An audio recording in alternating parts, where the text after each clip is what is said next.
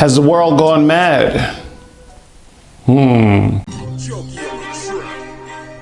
Ladies and gentlemen, boys and girls, dudes and dudettes, the sexy and the not so sexy, big children and little. Welcome to the information era, where everyone on the streets has a computer in their pocket, but nobody really knows shit. Let's think this through. Let's think this through. Let's think this through.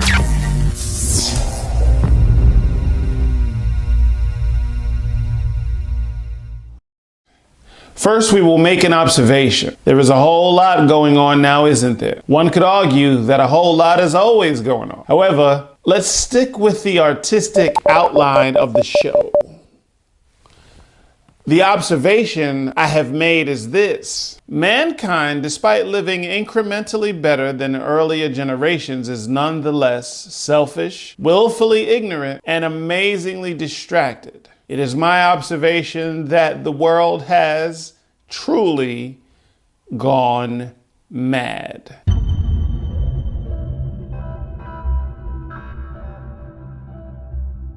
The next step in the scientific method is to ask a question. So if the observation is the whole world has gone mad, my question would have to be, has it really? Now, it's time to form a hypothesis that answers the question. My hypothesis is this. Yes, my hypothesis is yes. The world has gone mad. It went mad the moment it stopped believing it couldn't do anything to change it. It went mad the moment all major media was owned by the same few companies. These companies are owned by entities we do not trust at all, yet we tune in to their propaganda, popcorn in hand. We yell bullshit when we think we see it, but what do we know for sure? If our only information comes from the sources we don't trust, is it not madness to think we can beat the system this way? Sounds good, I guess, using the imperial propaganda machine against itself without ever seeking out alternative sources of information. Instead, like the mad men and women we are, we double down on the sources we don't trust. We become selective with our choices, knowing there's really no choice at all. We become suspicious when we overhear an uncomfortable truth from an outside source outside of the machine.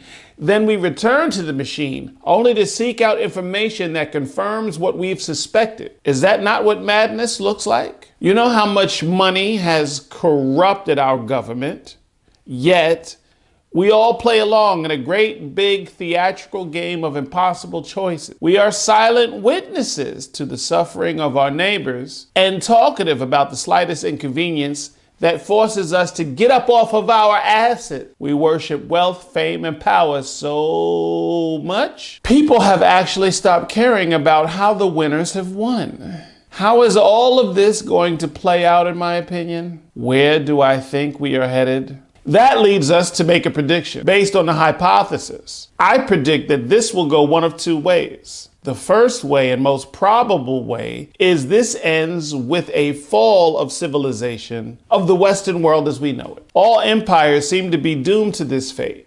Make no mistake, the Western world is indeed an empire. Empires seem to fall due to a failure or corruption from within. As long as the people who make up society continue to participate in the willful ignorance to all of the injustice it witnesses against its citizens, as long as society allows our politicians to be bought and paid for, as long as society allows legislation to be passed that does not reflect the will of the people, as long as society continues to believe that the tragedies that happen to our neighbors will not affect us, as long as we ignore them, then the Western world as we know it will collapse under the weight of its own arrogance. However, there's another way.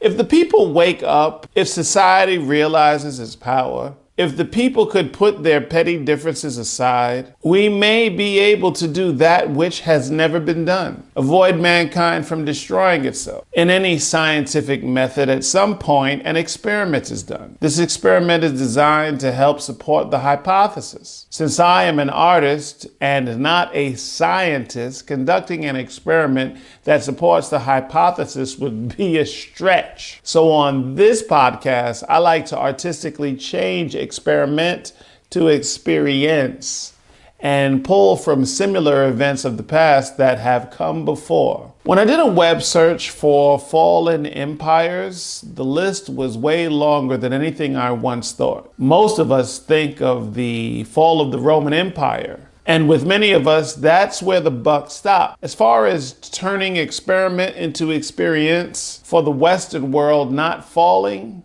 I do not have a reference to point to. All I have is my faith and my spiritual understanding. The way I see it, there would have to be a major shift in collective consciousness to happen for society to not drive itself off of a cliff. Society at large will have to find the courage to act and have the wisdom to separate the lies from the truth.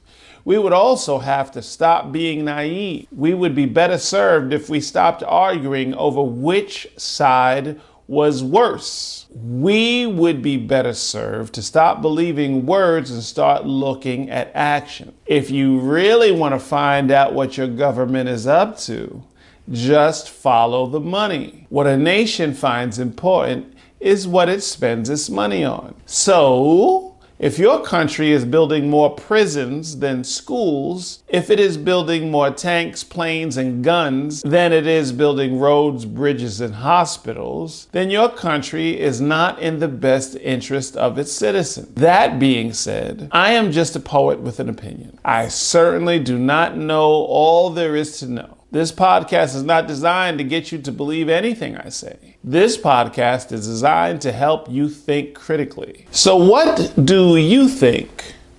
Do you accept most of what I said on the topic of the world going mad?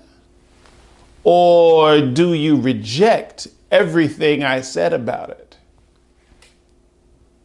At the end of the day, it does not matter if you accept or reject my opinions or line of thinking. What does matter is that we listen to each other. Just speaking frankly for a second, I'm not really a doom and gloom guy. I'm not him. I don't look at the events of the world as they play out today and think to myself, wow, the world is really about to be over, or the Western world is really about to take a nosedive. I don't have those in my daily thoughts, but what I do have is concern, knowing that we can do a whole lot better as far as ownership of the role that society has to play inside of this big theatrical game. We love to act like there's like we're kind of innocent bystanders and like we were not the architects. Like we didn't create all of this. Like we created all of this. Yes, the machine propagates things and lies to us and paints narratives and all of that stuff and studies hard on how to trick us. I agree with all of that stuff. But at the end of the day, we certainly are very quick to believe some very silly lies that they tell. I don't know why. I don't know why we are so quick to believe that some rich woman or man is going to save the plight of minorities or poor people or women. I don't know why we feel. I don't know why we are so obsessed with somehow being saved by someone. Oh, save us, rescue us, as if we can't do it ourselves. So take what I said with a grain of salt. This is my latest podcast. I'm currently in this waiting process, waiting for my new company, Radiant, to do what once was tried or attempted with when I was working under VIII. So where does Graffiti Bleu go from here? So many possibilities. But thank you for tuning in. Appreciate y'all. See y'all next time. Like, comment, subscribe, all that.